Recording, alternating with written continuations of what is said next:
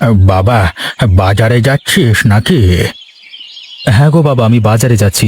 এই তো হাতে বাজারের ব্যাগ নিয়ে দাঁড়িয়ে আছি। দৃষ্টিশক্তি কমে গেছে রে। বয়সটা তো অনেক হলো, তাই জন্যই বুঝতে পারি নাই। বাবা, আমি তো সবই জানি, সেজন্য তো আমি কিছু বলিনি। আচ্ছা, তুমি বসে বসে বিশ্রাম নাও, আমি বাজারটা চট করে আনি। হ্যাঁ, তারপর আবার মাছ ধরতে যেতে হবে তো। যা যা, তুই বাজারটা করে নিয়ে আয়। আর বাবা, পারলে আজকে একটু শাক নিয়ে আসবি, লাল শাক কেমন? বাবা, আমি পারলে এমন যে কোনো শাক নিয়ে আসবো, তবে লাল শাকের প্রচুর দাম। লাল শাক তো আমাদের দেশে হয় না, আগে পাশের দেশ থেকে আসতো। অনেক বছর হলো কিছু ঝামেলার জন্য ব্যবসায়ীগণ আমাদের দেশে আর লাল শাক বিক্রি করে না। যদিও একটু পাওয়া যায়, দাম অনেক বেশি হয়ে যায়। আচ্ছা বাবা, তুই যেটা ভালো বুঝবি সেটাই আনিস। আমি তো সব কিছুই খাওয়া দাওয়া করি। আচ্ছা বাবা, আমি বাজার করতে যাচ্ছি। তুমি যদি শুয়ে পড়ো তাহলে দরজাটা একটু দিয়ে দিও, কেমন? হ্যাঁ বাবা, আমি সব করে নেব, তুই নিশ্চিন্তে যা। আরে এসো এসো তারক কাকা, কি সবজি নেবে তুমি? আজকে সব ভালো ভালো তরতাজা সবজি। কি বলছিস? আজকে সব ভালো ভালো তরতাজা সবজি? অন্যদিন কি ভালো হয় না নাকি রে? এটা আবার কেমন কথা বলছো তুমি? আমার প্রত্যেক দিনকার জিনিস তুমি তো নিয়ে যাও, জানোই তো সব কিছু তরতাজা। তুই কথাটা এমন ভাবে বললি যেন মনে হলো যে অন্য দিনের গুলো ভালো নয়, আজকেরটাই ভালো। কি যে বলো না তুমি, আমার শাকসবজি সবসময় ভালো পাবে। একটা শাকসবজি খারাপ হয়ে গেলে আমি বিক্রি করি না। পটল কত করে দিচ্ছিস? পটল 40 টাকা কিলো, আর ঢ্যাঁড়স 45 টাকা। আগেই বলে দিলাম তোমাকে, এক্ষুনি জিজ্ঞেস করবে আবার। বাবা, এত দাম! পটল দিয়ে দে 1 কিলো, 30 টাকা দিচ্ছি। ঢেঁড়স আজকে লাগবে না। তারক কাকা, তা বললে হয় নাকি? 30 টাকা দিলে কেমন করে হবে? তুমি আমাকে অন্তত 35 টাকা দাও। না না, আমি 30 টাকা থেকে একটা টাকাও বেশি দেব না। আমাকে 1 কিলো পটল তুলে দে, 30 টাকা দিচ্ছি। তাহলে হবে না কাকু, অন্য জায়গায় পারলে নিয়ে নাও, আমি দিতে পারবো না। বাবা, তোর তো দেখছি বেশ দেমাক হয়েছে। ঠিক আছে, 35 টাকাই দিচ্ছি, দিয়ে দে। কাকা, দেমাকের কিছু নেই, আমি ব্যবসা করতে এসেছি, লস করতে আসিনি। তাও তো তোমার জন্য 5 টাকা ছাড়লাম। এই নাও ধরো, এই পটল দিয়ে দিচ্ছি আমি। ঠিক আছে ঠিক আছে, আমি একটু মজাই করছিলাম মাত্র। এনে ধর তোর টাকা।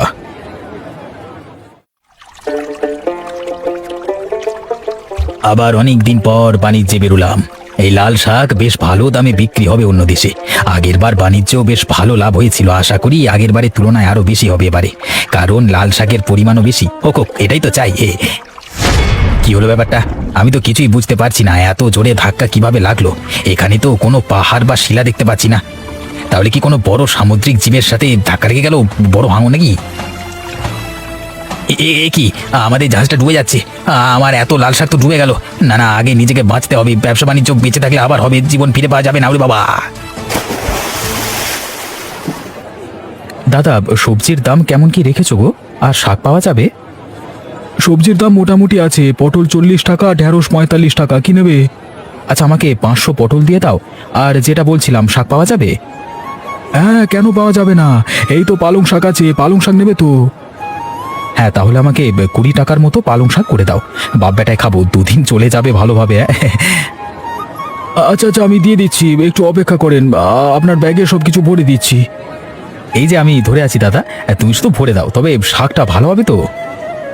তুমি তো আমার দোকানের মাল খাও, জানো তো কেমন জিনিস বিক্রি করি, ধারণা তো হয়েছে। তাহলে তুমিই বলো না আমার শাক কেমন হবে। আরে দাদা, তুমি ব্যাপারটাকে এত গুরুত্ব দিচ্ছ কেন? আমি তো এমনি জিজ্ঞাসা করলাম। এই নাও, ধরো তোমার টাকা। না না, সব কিছুতেই আর কি আমি পছন্দ করি, তবে ব্যবসা বাণিজ্য নিয়ে পছন্দ করি না। আচ্ছা আচ্ছা, বুঝতে পেরেছি। তা বলছি, তুমি লাল শাক বিক্রি করছো নাকি? কত দাম যাচ্ছে তার? না ভাই, আমি লাল শাক বিক্রি করি না, আমাদের দেশে পাওয়া যায় না। নিতে গেলে আমাকে বলতে পারো, বেশি টাকা দিয়ে আমি অর্ডার দিয়ে আনিয়ে দেবো। এমনিতে আসবে না, অনেক বেশি টাকা দিতে হবে। না না, আমরা আবার ওসব খেতে পারি নাকি? আমি তো শুধু জিজ্ঞেস করছি তোমাকে। আচ্ছা ঠিক আছে, এখন আমি আসি। হ্যাঁ।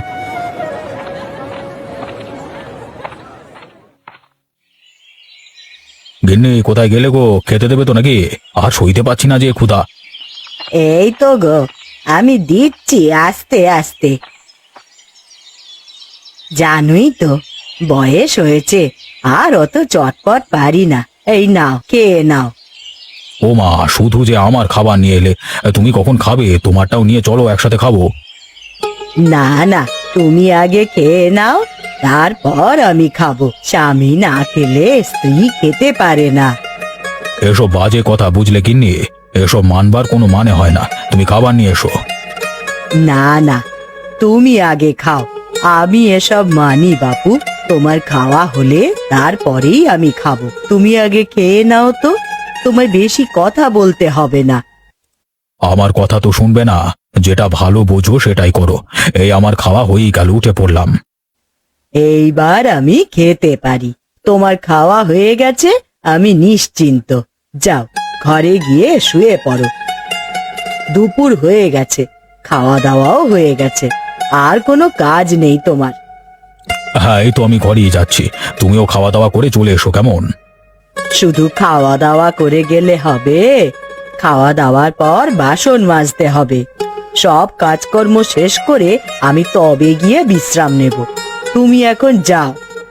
আচ্ছা ঠিক আছে গিন্নি, তোমার সব কাজ শেষ করে তুমি এসো, কেমন?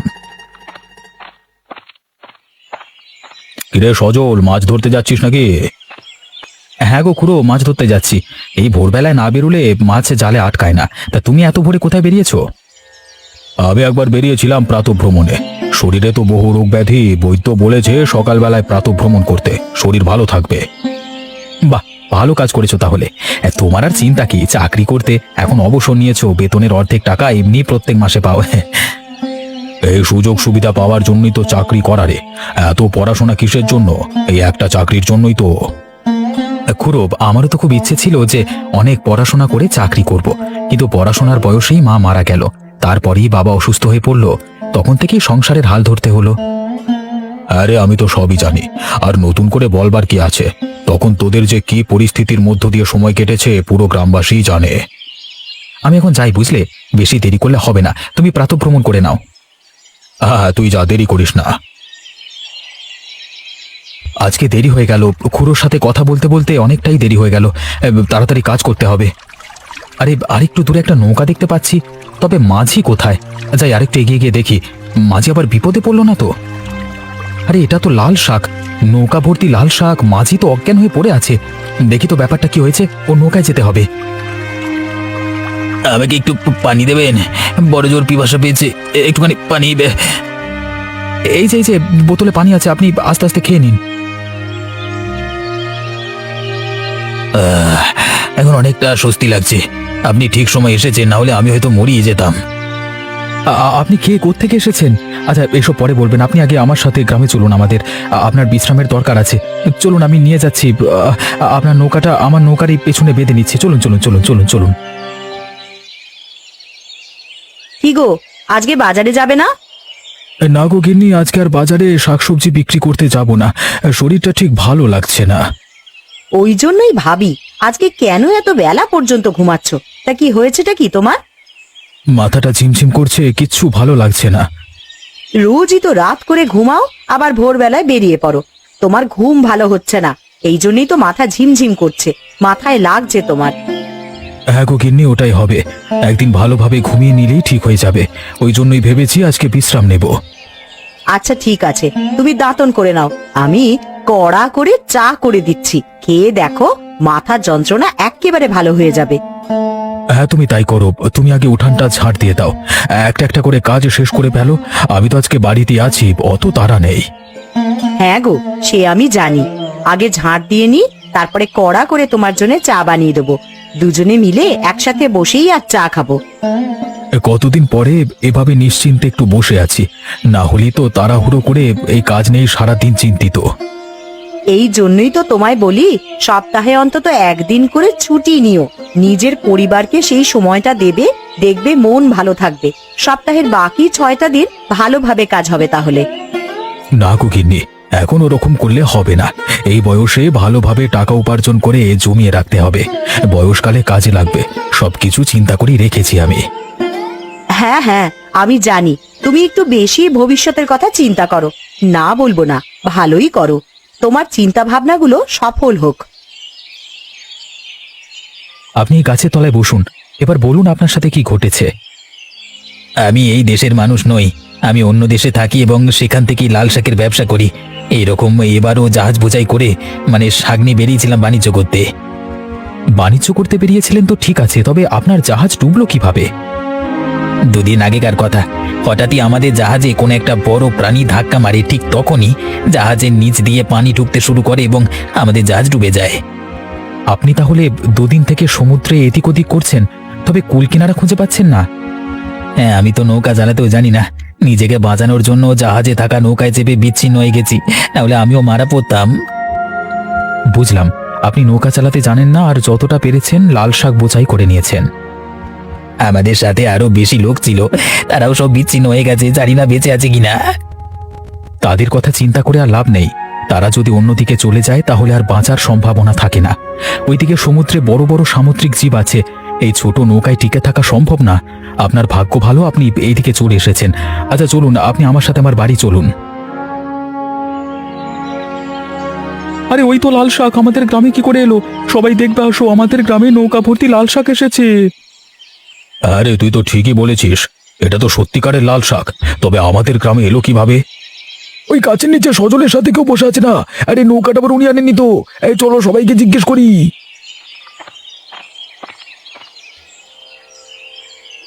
সজল, এই লাল নৌকা কোত্থেকে এসেছে তুই জানিস? হ্যাঁ আমি জানি কোথা থেকে এসেছে। এই যে মলয়বাবুর নৌকা। ইনি একজন বিদেশি ব্যবসায়ী, ব্যবসা করতে যাচ্ছিলেন লাল শাক নিয়ে। ওনার জাহাজ ডুবে গেছে। ওই জন্যই এইদিকে আমাদের গ্রামেও তো লাল শাক দিতে পারেন, তা আপনারা দেন না কেন? এই তোমরা এখন চুপ করো তো। ওনার এখন অবস্থা ভালো নয়, আর তোমরা প্রশ্নের উপর প্রশ্ন করে যাচ্ছ। আমি আপনাদের সবকিছু বলবো, আমাকে একটু সময় দিন। এখন আমি ভালোভাবে কথা বলতে পারছি না। ঠিক আছে ঠিক আছে, আপনি বিশ্রাম করুন, কোনো অসুবিধে নেই। আমরা পরে আপনার সাথে কথা বলবো।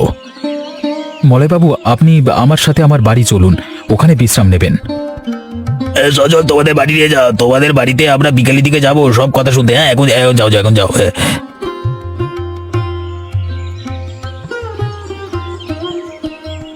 কি গো, আজকে রান্নাটা কেমন হয়েছে? খুব হালকার উপর দিয়ে রান্না করেছি। হ্যাঁ ভালোই করেছো, শরীরটাও তেমন ভালো নয়, হালকা রান্না করেছো, ভালোই হয়েছে। হালকা রান্নাটা নয় ভালো হয়েছে, তবে রান্নার স্বাদ কেমন হয়েছে? ও নিয়ে কোনো কথাই হবে না, তুমি যে রান্নাই করো মুখে লেগে থাকে। দেখো না, এরই মধ্যে আমার খাওয়া শেষ হয়ে গেল। সেটাই তো দেখছি গো, তুমি তো এত তাড়াতাড়ি খাও না, আর আজকে এর মধ্যেই খাবার শেষ হয়ে গেল। তুমি আরেকটু নেবে? না না, নিতে পারবো না, আমার পেট ভরে গেছে। আমি এবার উঠলাম, একটু বাইরে থেকে ঘুরে আসবো আমি। এই যে তোমার শরীর খারাপ, আবার বাইরে যাবে কেন? তুমি এখন একটু ঘুমিয়ে পড়ো, ঘুম থেকে উঠে না হয়। না গো গিন্নি, বাইরে না গেলে খাবারগুলো হজম হয় না, একটু তো বাইরে আড্ডা দিয়ে আসতেই হবে। হ্যাঁ সেটাই বলো না বাপু, তোমার আড্ডা দেওয়াটা আগে, শরীরের কথা তো আর ভাববে না। কেন গিন্নি, আমি তো শরীরের কথা ভাবি, ওই জন্যই তো আজকে আর সকাল সকাল উঠে বাজারে গেলাম না। হ্যাঁ হ্যাঁ, আমার জানা আছে তুমি কত তোমার শরীরের খেয়াল রাখো। এখন বেশি বকবক না করে যাও দেখি, তাড়াতাড়ি বাড়িতে আসবে। হ্যাঁ গো গিন্নি, আমি এই যাবো আর এই আসবো, আমি আসছি। হ্যাঁ মলয়বাবু, খাওয়া দাওয়া কেমন লাগলো? আমরা বেশি ধনী নই, তাই বেশি কিছু করতে পারলাম না। তার কোনো দরকার নেই দাদা, আপনি যে আমার জীবন বাঁচিয়েছেন এটাই অনেক। তারপর আবার এত সাহায্য করেছেন। একজন মানুষ হয়ে আরেকজন মানুষের জীবন বাঁচানো তো একটা মানুষের কর্তব্য, এটা তো মনুষ্যত্ববোধ। এই মনুষ্যত্ববোধ এখন আর মানুষের মধ্যে নেই, কিন্তু আপনাদের সকলকে দেখে খুব ভালো লাগলো। মলয়বাবু, আপনার এই লাল শাক আমার বাড়ির দাওয়াতেই রেখে দিয়েছি, কেমন? ওগুলো আমার আর প্রয়োজন নেই, আমার জীবন রক্ষা হয়েছে এটাই অনেক। এটা আমি এই গ্রামকেই দিয়ে যাব, তোমরা সকলে ভাগ করে নেবে। আর বাবা সজল, খাওয়া দাওয়া তো হয়ে গেছে, এখন আর বিশ্রাম করে নে না একটুখানি। আর ওই বাবুটাকেও বল একটু ঘুমিয়ে নিতে। এই দুপুরবেলায় আপনারা ঘুমান? হ্যাঁ, আমাদের এখানে তো এরকমই, মানে দুপুরবেলায় খাওয়া দাওয়ার পর সবাই একবারটি ঘুমিয়ে নেয়, তাহলে শরীর একদম চাঙ্গা থাকবে বিকেলে। কেন আপনাদের ওখানে মানে? না না, আমাদের ওখানে এরকম ভাবে মানে খাওয়ার পর ঘুমায় না কেউ। ওখানে সবাই কাজে ব্যস্ত থাকে, রাত্রে তাড়াতাড়ি ঘুমিয়ে যায়। ওই রে বাবা, তোরা কোনো সারা শব্দ দিলি না, বাইরে নেয় নাকি, বেরিয়ে গেছিস? না বাবা, দাওয়াতেই বসে আছি। মলয়বাবু দুপুরে ঘুমান না, তাই জন্যই বসে একটু গল্প করছি। তুমি ঘুমিয়ে যাও বাবা। আচ্ছা ঠিক আছে, আর দরজাটা খোলা আছে, একটু খেয়াল রাখিস যেন কুকুর ছাগল না ঢোকে। তুমি নিশ্চিন্তে ঘুমাও, আমি তো দাওয়ায় বসে আছি। জয় দাদা, আরে ও জয় দাদা, কোথায় যাচ্ছ গো এরকম দুপুরের সময়? এই গ্রামের মাচায় গিয়ে বসবো, যদি কেউ আসে একটু আড্ডা দেবো। আজকাল ঘরে থাকতে মন চাইছে না। তুমি তাহলে এখানে এসে আমাদের বাড়ির দাওয়ায় বসো, আমরা দুজনে মিলে গল্পই করছি। আচ্ছা, আপনি কিছু মনে করবেন না, কিন্তু আপনাকে তো ঠিক চিনতে পারলাম না। সজল তোর কোনো আত্মীয় নাকি? না না, ইনি একজন বিদেশি ব্যবসায়ী। আজকে ভোরে যখন মাছ ধরতে গিয়েছিলাম তখন এনাকে নৌকায় অজ্ঞান অবস্থায় পেয়েছিলাম। এনাকে তো আমি উদ্ধার করলাম। হ্যাঁ, আমি একজন ব্যবসায়ী, তবে আপনার নাম জানলে ভালো হতো। আমার নাম জয়, এই গ্রামের বাজারে শাকসবজি বিক্রি করি। বাহ, তাহলে তো ভালোই হলো, আপনার সাথে যোগাযোগ রইল। এবার কিন্তু আমি লাল শাক এই দেশেও আনবো, আর আপনাকেই দেবো কিন্তু। হ্যাঁ অবশ্যই, আনবেন আনবেন, আমি নেব, তবে দামটা একটু ঠিকঠাক রাখতে হবে, বেশি দাম হলে কেউ কিনবে না। আমি এক জাহাজ ভর্তি করে আনবো, তাহলে কি দাম বেশি হয়? নিশ্চয়ই হবে না। আর এবারের আমি কিছু উদ্ধার করে রেখেছিলাম, ওটা সমস্ত গ্রামকে ভাগ করে দেবো বিনামূল্যে, ঠিক আছে? সত্যি আপনার লাল শাক বিনামূল্যে দেবেন আপনি? এই গ্রামের বাসিন্দা আমার জীবন বাঁচিয়েছে, টাকা নিশ্চয়ই জীবনের থেকে বেশি মূল্যবান নয়। একবার নয়, বিনামূল্যে সবাইকে খাওয়ালাম। মলয়বাবু খুব ভালো মনের মানুষ। জয় দাদা, তাহলে তুমি আজকে যাওয়ার পথে এসব লাল শাক নিয়ে যেও। কালকে সকালে হাটে যে তোমার কাছ থেকে শাকসবজি কিনে নেবে তাদের একটু একটু করে দিও। হ্যাঁ অবশ্যই, তাহলে পরের বার থেকে আমাদের গ্রামেও লাল শাক আসবে।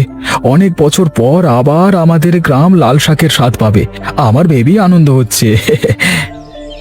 আর ভাবতে হবে না, এবার সত্যি সত্যি এটা ঘটবে। তোমরা শুধু আমাদের সাহায্য করো, তাহলেই হবে। আমাদের যারা সাহায্য করে আমরা তাদের জীবন দিয়ে হলেও সাহায্য করি, এই নিয়ে আপনি নিশ্চিন্তে থাকুন। মনুষ্যত্ববোধটুকু আমাদের গ্রামের অশিক্ষিত মানুষদের একটু হলেও আছে।